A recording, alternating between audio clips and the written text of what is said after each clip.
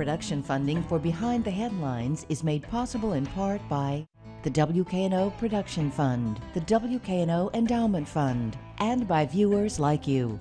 Thank you. The future of the fairgrounds, tonight on Behind the Headlines.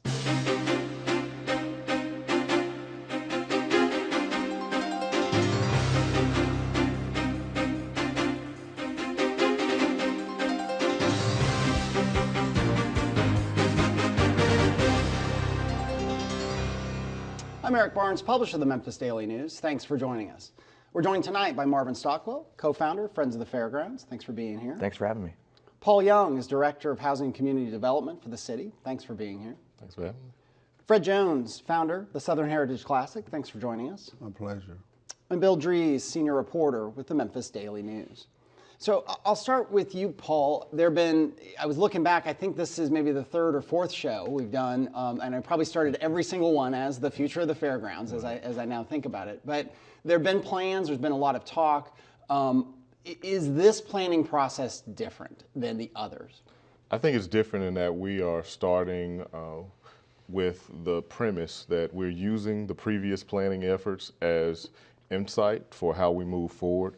We're not starting with a blank slate because we understand that the community has given a lot of input on this site, and so we want to take the input that's been received to date and try to put it on an aggressive timeline. As many people know, we have a significant opportunity to utilize what is called the Tourism Development Zone, TDZ, as we always refer to it, and this allows us to use it allows us to use the growth in sales taxes beyond the increment that exists today.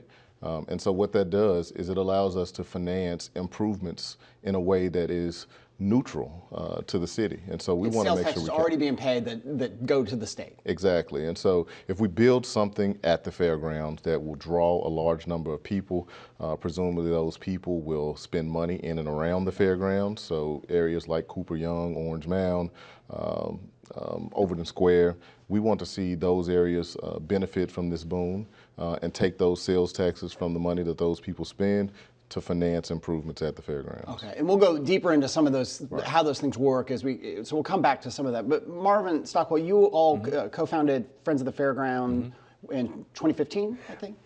Early 2016. Okay, yeah. And tell people who don't know what Friends of the Fairgrounds is. So Friends of the Fairgrounds, we had a stakeholder input process where we talked to all of the organizational stakeholders on or adjacent to the fairgrounds and all the neighborhoods around, so Orange Mound, Cooper Young, Beltline, Humes Heights, my neighborhood, Chickasaw Gardens, Glenview, and Edwin Circle.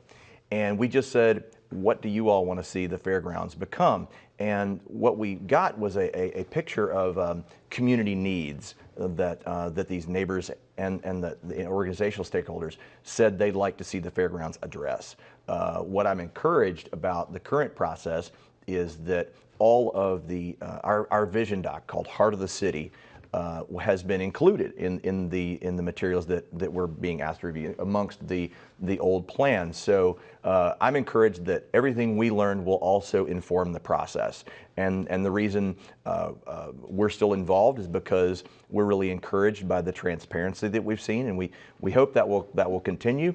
And we hope that we can find that win-win where we have something that fulfills the requirements of the TDZ application, leaves open the possibility for other ideas, other funding streams, and also keeps in mind the needs that the stakeholders have addressed. Right, and we'll come back to you and get some of the input you heard through all the process. But let me get Fred involved. Fred, the Southern Heritage Classic has been held at Liberty Bowl since when? 1990. And for people who don't know what it is, and give us your pitch, give us your history and what the significance of the game. Well, it started off at this football game between Tennessee State and Jackson State, but we had developed it into a really big community celebration, and it has kind of taken on a life of its own. Yeah. But the idea originally was just football game.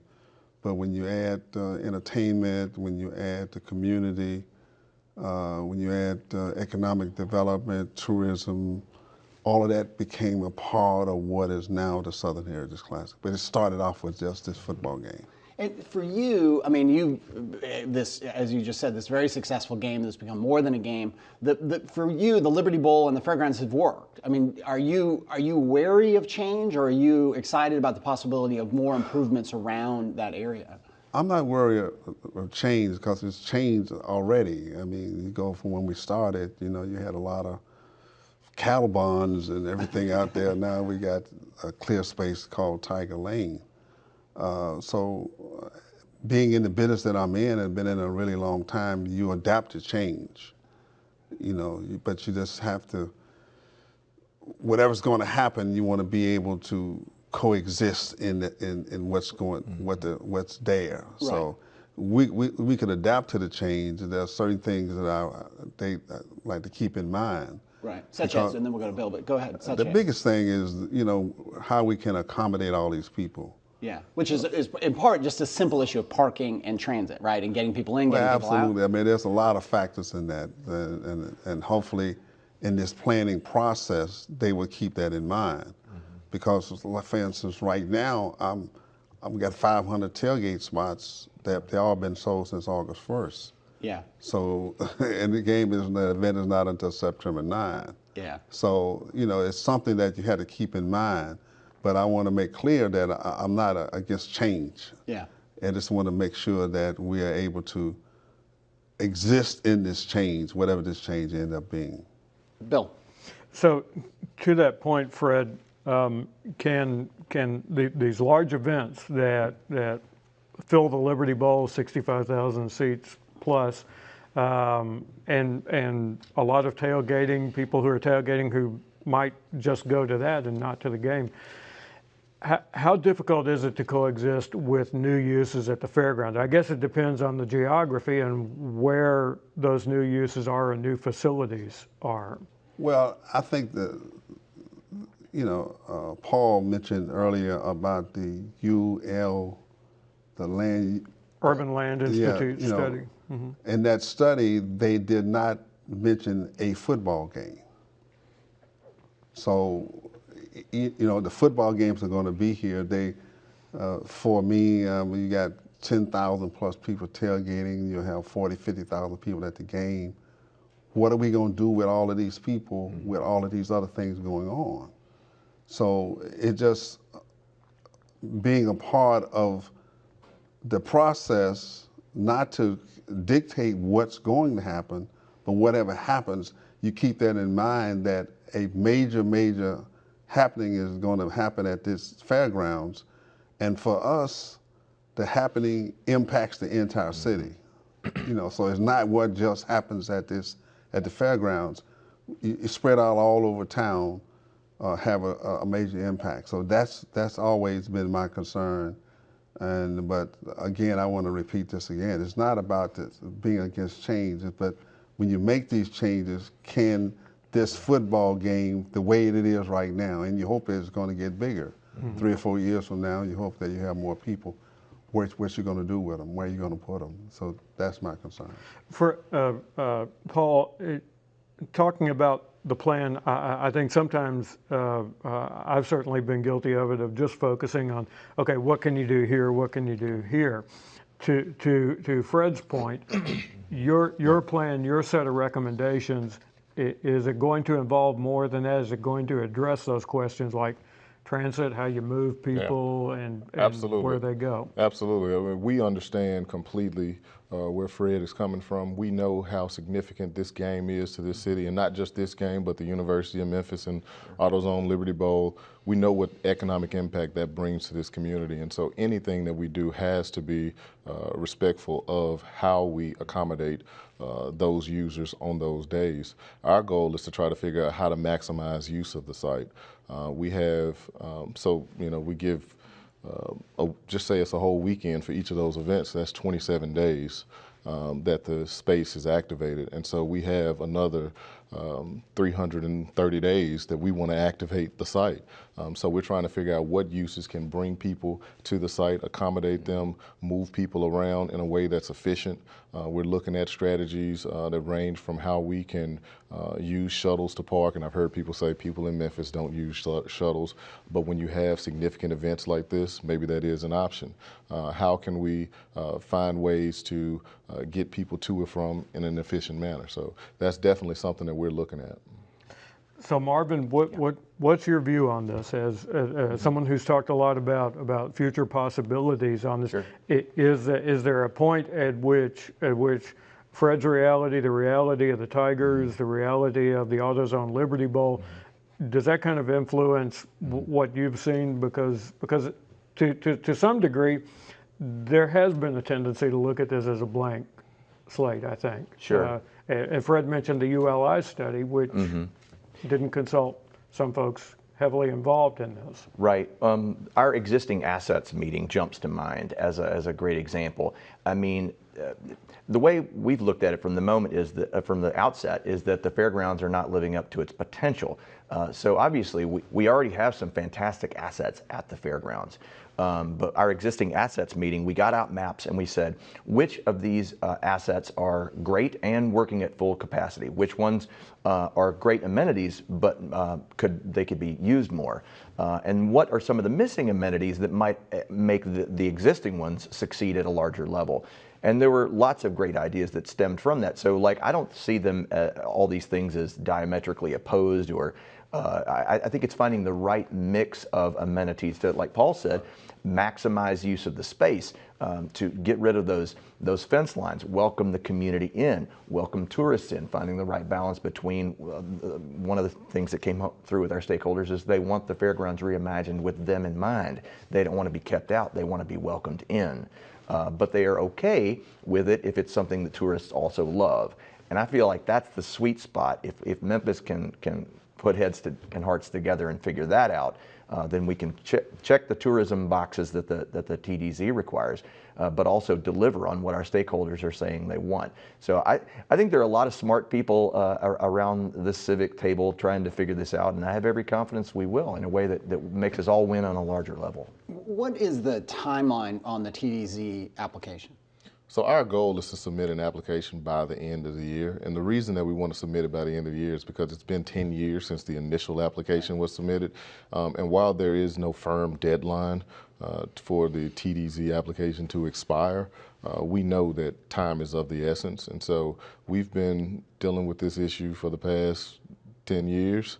And it's time for us to really come to a conclusion as a community as to whether we're going to maximize this opportunity or not. And there's some talk, and so the TDZ, just get into the weeds here a little bit, it would be approved by the State Building Commission. Okay, and TDZ was done around the university area, like Highland Row, Highland Strip, is that correct? That was actually a TIF. That's a TIF. Okay, Yeah, I get these tax all increment mixed up. I financing. know after 8 years I know what a pilot is, but I get the TDZ and the TIF. That's my new, in the next 8 years I'm gonna master that. So there's some concern though that the state is maybe going to end TDZs. I've certainly read that. Well, the state has ended TDZs, okay. And that's part of our urgency. Is this is the last TDZ that can be approved by the state, okay, because we submitted our letter before 2007. That's what I was confused about. Okay, so the kind of improvements, well, go through a few. Over the years, things have been talked about. A brewery in the Coliseum was recently talked about. There was ULI suggested a water park. There's certainly been suggestions of retail, housing, just kind of traditional development. Which of these, anything that is developed, would it be city-owned, city dollars, or is it private investors? Is it selling off the land? What is the vision of how all that would work? So the city will not sell the land. Our goal is to work out a land lease for whatever happens there, similar to what happened at the Pyramid. We still own the building, but the building is being leased.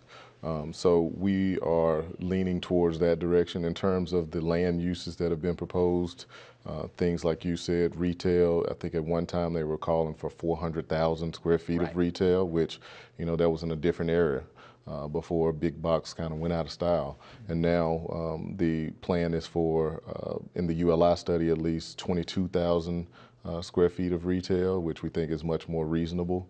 And that would not be the city, just so people understand, that's not the city getting into the drugstore business. It's a lease with some entity of some sort of bidding process. Right. We would have to do a process for a master developer who would come in and pull together other financing. The TDZ would be used for infrastructure.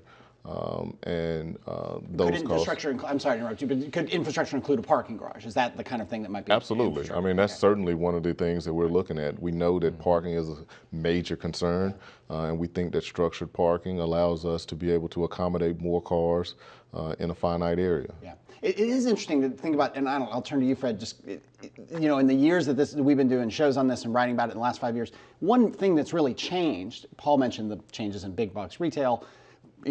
Some people would say, thank God we didn't build 400,000 square feet of retail space there because it'd probably be half empty. But the other thing is U of M football got good. They back 3-4 years ago, they weren't drawing many people at all, and now they're drawing people. Right. It gets back, that dynamic, I mean, in terms of thinking about changes in college football and a planning process that looks forward. Your thoughts on that? Well, I've always said that if the University of Memphis was averaging 35 or 40,000 people a game, the whole dynamic, the whole conversation would change. It would just change because these events are so dynamic in what they have outside. You have the number at the stadium, but they impact so much more. So to have this on a consistent basis, it's like going to UT Knoxville on Vols Day when it's 100,000 people there. That's a whole different conversation. Yeah.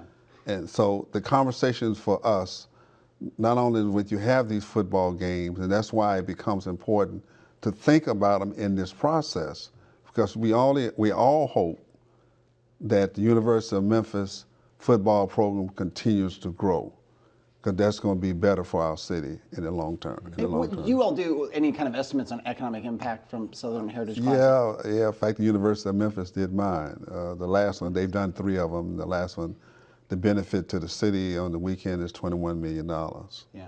So, and we didn't put all the numbers in. But that's things like people they come in town, they go to restaurants, they stay in hotels, they're spending money. Because it's beyond, I mean, there's football, and people watching may or may not be football fans, but part of this is just pure economics and economic development. Well, again, I mentioned that earlier, it's economic. Where we started from was just a game, but it's evolved into more than that. And that's why in this planning for the fairgrounds, we have to keep that in mind, that these types of things for any of these games are the same way. Right. The more success the games are, more people, the head count, it's going to have a big impact on this community. There's no question about that. Yeah. Bill.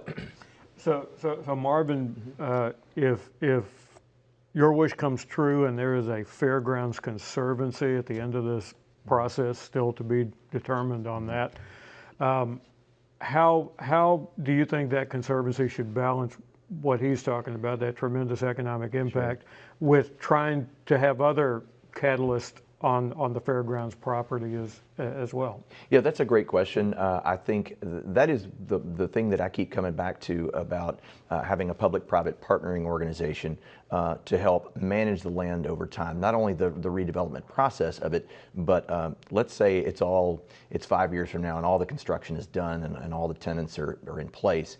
What is the mechanism by which all of those tenants talk to each other? Because again, I think that's part of what can make everyone win on a larger level is the coordination. Now, sitting here today, I don't know what that mix of amenities is or will be, but obviously I think you have to balance the needs of all users. No one wants to do anything that's going to take something away from the Southern Heritage Classic. We, of course, want it to continue to grow. We want the U of M program to continue to grow. My overarching goal is just to see something that's right in the center of our city be all it can be, to be a vibrant center of more activity and to be used more often than it is. The particular mix of amenities, whether or not there's a parking garage certainly seems likely to me, whether we reopen the Coliseum or not, which I think people are starting to realize that's not so undoable, although I know has a host of things that would fill in its own show. But I think it's impossible to know exactly which mix of amenities we'll end up with, but I think they can all work in harmony. They can all make each other better. Mm-hmm. That's what I'd like to see, and I'm sure that's what Paul's dreaming about too. Well, and Paul, not to put the cart before the horse, but tell me what you think at the outset of this about the idea of a conservancy. Do you need, as he said, some kind of mechanism in there? I think it's all driven by what actually happens with the planning process, what actually goes on the site, what would the conservancy conserve. Right now, our Parks Division handles all of the lease agreements with University of Memphis and Southern Heritage Classic and Liberty Bowl. So we would have to figure out what exactly the responsibilities for a conservancy would be. Mm-hmm. But I think the city's open to the idea.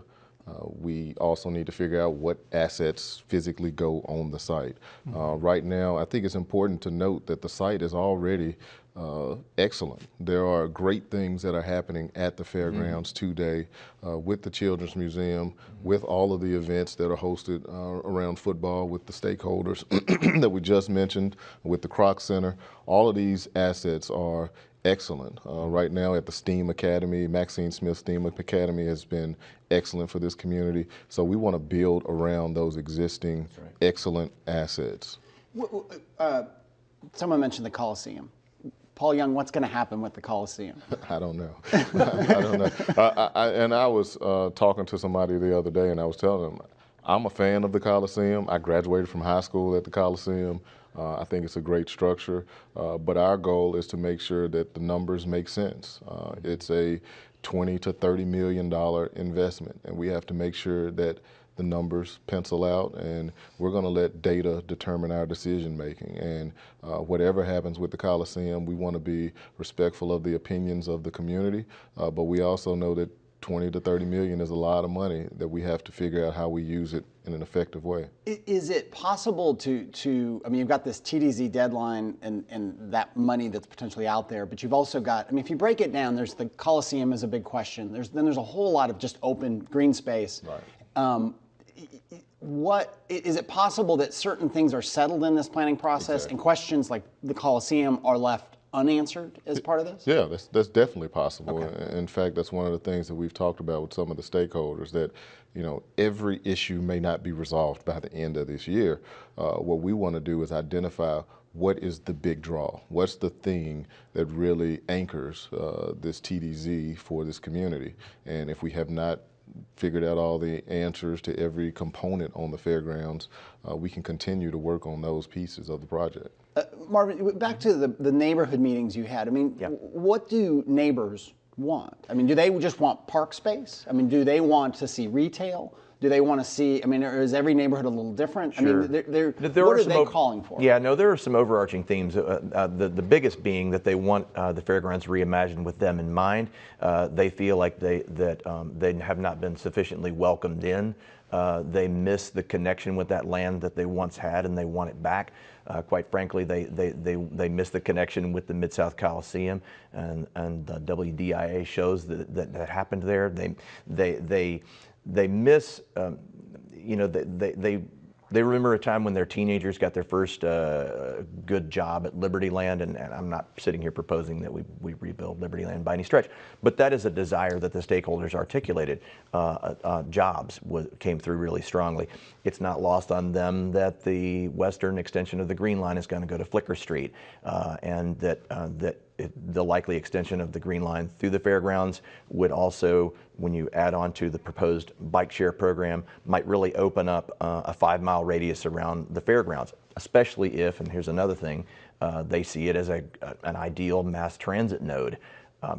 Do I know how to solve those things today? I don't, but our stakeholders want it to be a safe, fair place for everyone with forward-facing, healthy amenities where families can go and enjoy and fellowship together, and they want healthy things for their families to be able to do. Yeah, Fred, from your point of view, I mean, just be selfish for a second. Just think about the Southern Heritage Classic. What are the one or two things you would love to see done that would, is it a hotel? Is it restaurants there? Is it amenities for the event that would be the thing you would say, that's what I would love to have?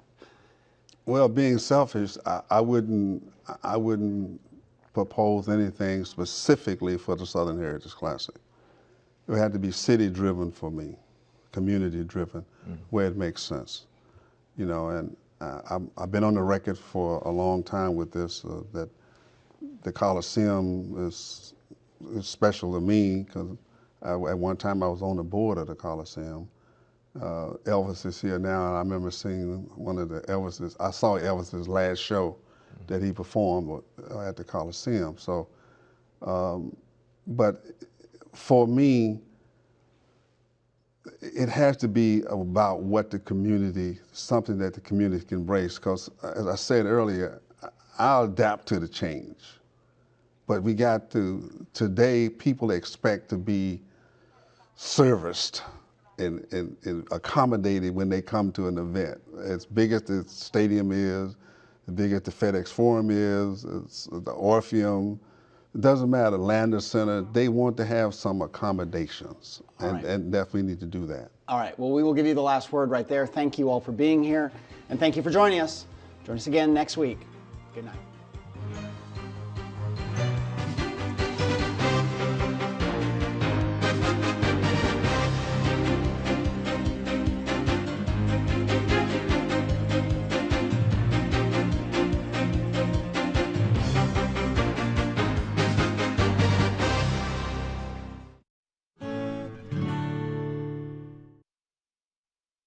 You, Paul, I was looking back, I think this is maybe the third or fourth show we've done, and I probably started every single one as the future of the Fairgrounds, as I now think about it. But there have been plans, there's been a lot of talk.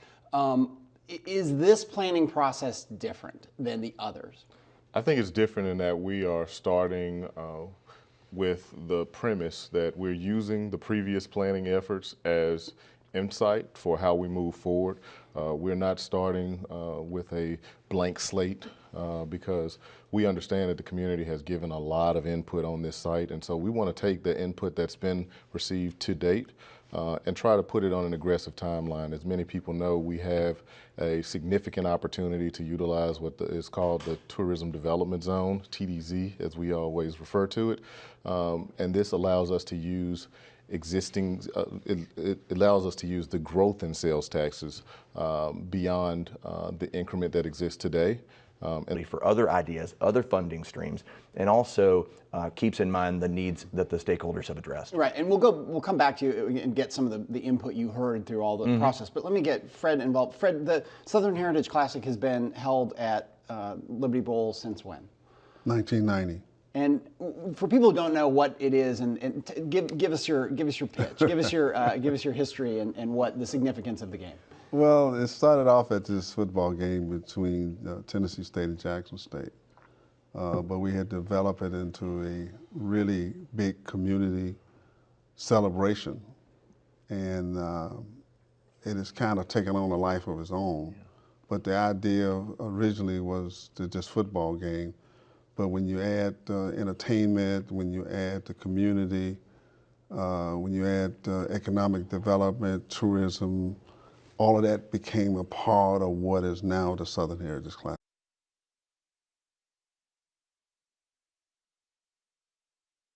Production funding for Behind the Headlines is made possible in part by the WKNO Production Fund, the WKNO Endowment Fund, and by viewers like you.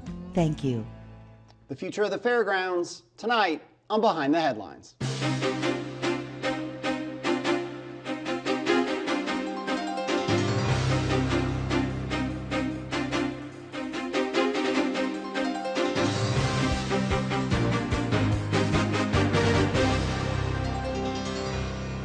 I'm Eric Barnes, publisher of the Memphis Daily News. Thanks for joining us. We're joined tonight by Marvin Stockwell, co-founder, Friends of the Fairgrounds. Thanks for being here. Thanks for having me. Paul Young is Director of Housing and Community Development for the city. Thanks for being here. Thanks for having me. Fred Jones, founder, the Southern Heritage Classic. Thanks for joining us. My pleasure. I'm Bill Dries, senior reporter with the Memphis Daily News. So I'll start with Cooper Young, Beltline, Humes Heights, my neighborhood, Chickasaw Gardens, Glenview, and Edwin Circle. And we just said, what do you all want to see the fairgrounds become? And what we got was a picture of community needs that these neighbors and the organizational stakeholders said they'd like to see the fairgrounds address. What I'm encouraged about the current process is that all of our vision doc called Heart of the City has been included in the materials that we're being asked to review amongst the old plans. So I'm encouraged that everything we learned will also inform the process. And the reason we're still involved is because we're really encouraged by the transparency that we've seen, and we hope that will continue. And we hope that we can find that win-win where we have something that fulfills the requirements of the TDZ application, leaves open the possibility. So what that does is it allows us to finance improvements in a way that is neutral to the city. And so we want to make sure sales taxes already being paid that go to the state. Exactly. And so if we build something at the fairgrounds that will draw a large number of people, presumably those people will spend money in and around the fairgrounds. So areas like Cooper Young, Orange Mound, Overton Square, we want to see those areas benefit from this boom and take those sales taxes from the money that those people spend to finance improvements at the fairgrounds. Okay, and we'll go deeper into some of those, how those things work so we'll come back to some of that. But Marvin Stockwell, you all co-founded Friends of the Fairground in 2015, I think? Early 2016. Okay, Yeah. and tell people who don't know what Friends of the Fairgrounds is. So Friends of the Fairgrounds, we had a stakeholder input process where we talked to all of the organizational stakeholders on or adjacent to the fairgrounds and all the neighborhoods around, so Orange Mound,